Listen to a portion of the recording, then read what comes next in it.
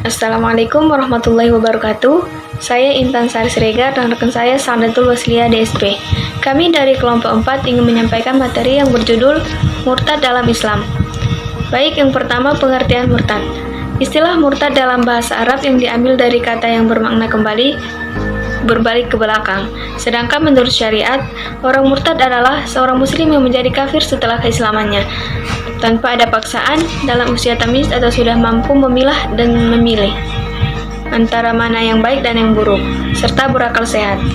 Menurut Zakaria Al-Ansori, murtad adalah orang Islam yang memutus keislamannya dengan kekufuran yang disengaja dengan maksud menghina, mengingkari, dan membangkang. Dan di kalangan masyarakat muslim, tindakan keluar dari Islam sering diistilahkan dengan murtadah atau riddah. Dalam Al-Quran, istilah riddah hadir dengan kata irtadda dengan segala bentuk derivasinya, serta kata al-kufru ba'da al-iman. Dan pengertian murtad, banyak istilah-istilah yang dipakai seperti konversi atau perpindahan agama.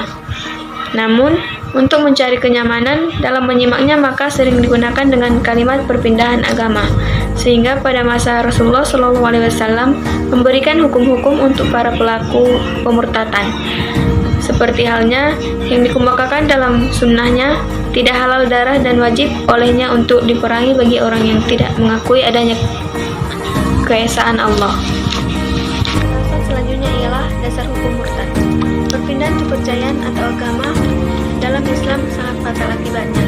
Menurut ulama salaf, hukuman bagi mereka adalah bunuh setelah diminta bertobat dan menolak. Ulama salaf atau klasik memiliki pendiri dengan dasar masing-masing dengan pemahaman yang mampu pula. Beberapa dasar dari Al-Quran dan hadis, diantaranya firman Allah Subhanahu wa Ta'ala dalam Al-Quran surah Al-Baqarah. Baiklah, kita akan melanjut pembahasan yang ketiga, yaitu faktor-faktor yang menyebabkan seseorang berpindah agama atau murtad. Dalam menentukan faktor seseorang yang mendorong dirinya untuk berpindah agama atau murtad, para ahli berbeda pendapat sesuai dengan bidangnya. Ahli agama menyatakan bahwa yang menjadi faktor pendorong seseorang berpindah agama atau sekelompok orang berpindah agama itu adalah bisa jadi petunjuk dari ilahi atau rasa spiritual yang dalam dirinya itu mendominasi. Ahli sosiologi berpendapat bahwa yang menyebabkan seseorang atau sekelompok orang untuk berpindah agama itu adalah pengaruh sosial. Pengaruh sosial di sini antara lain pengaruh hubungan pribadi yang baik dia pergaulan yang bersifat keagamaan ataupun bersifat non-keagamaan, misalkan yang didapat dari kesenian, ilmu pengetahuan, atau bidang kebudayaan yang lain. Yang kedua adalah pengaruh kebiasaan yang rutin. Misalkan seseorang rutin meninggalkan upacara dalam hal keagamaan, baik dia pada lembaga formal ataupun non-formal, yang akhirnya terbiasa untuk meninggalkan upacara keagamaan tersebut, maka itu bisa menjadi faktor pendorong dalam dirinya untuk berpindah kepercayaan atau berpindah keagamaan. Yang ketiga adalah faktor pengaruh anjuran atau propaganda dari orang-orang terdekat, misalkan itu seperti family, kawan karib, keluarga, dan lain-lain sebagainya. Yang keempat, pengaruh pemimpin keagamaan. Misalkan seseorang itu mempunyai hubungan baik dengan pemimpin keagamaan yang agamanya berbeda dari dia, atau yang disebut dengan pemimpin keagamaan yang lain, itu bisa menjadi faktor pendorong dalam dirinya untuk berpindah agama sesuai dengan agama dari orang yang akrab dengan dirinya tadi, yang mempunyai hubungan baik dengan dia, yaitu pemimpin keagamaan yang lain tadi. Yang kelima adalah pengaruh perkumpulan. Perkumpulan yang di sini misalkan perkumpulan yang berdasarkan hobi, di mana dalam suatu perkumpulan tersebut anggotanya bukanlah berasal dari agama yang sama, namun berasal dari agama yang berbeda-beda. Tentu dalam dirinya bisa terdorong untuk berpindah keagamaan sesuai dengan agama yang mayoritas dalam perkumpulannya tersebut. Yang terakhir adalah pengaruh kekuasaan pemimpin.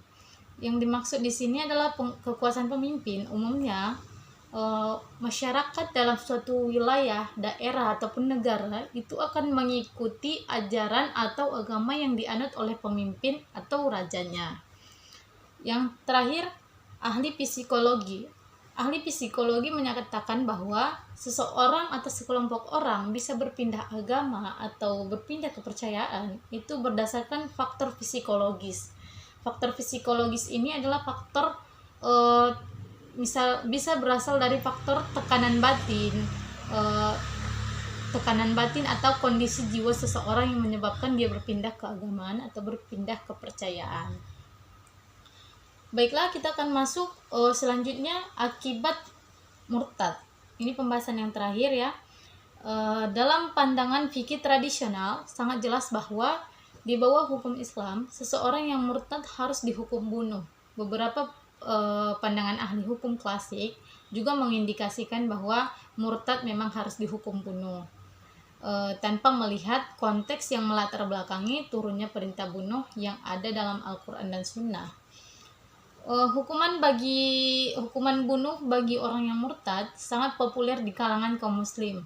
Bahkan dengan dalil ini tidak jarang kita dengar bahwa banyak kaum muslim yang memanfaatkan untuk kepentingan pribadi ataupun golongannya, misalkan mengkafirkan muslim lain maupun golongan lain supaya mendapatkan hukuman mati yang tidak segolongan dengan dia.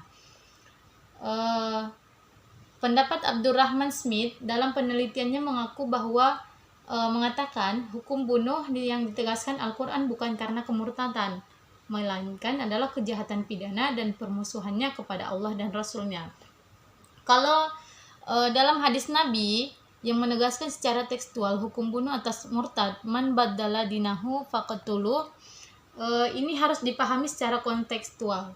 Karena berdasarkan dari hadis ini, seseorang yang murtad namun tidak memerangi kaum muslimin, maka ia tidak wajib dijatuhi hukum bunuh. Namun, jika seseorang murtad dan bertujuan untuk memerangi kaum muslimin, maka berdasarkan hadis ini, dia itu wajib dijatuhi hukuman bunuh. Baiklah, sekian penjelasan dari kami. Terima kasih atas perhatiannya. Assalamualaikum warahmatullahi wabarakatuh.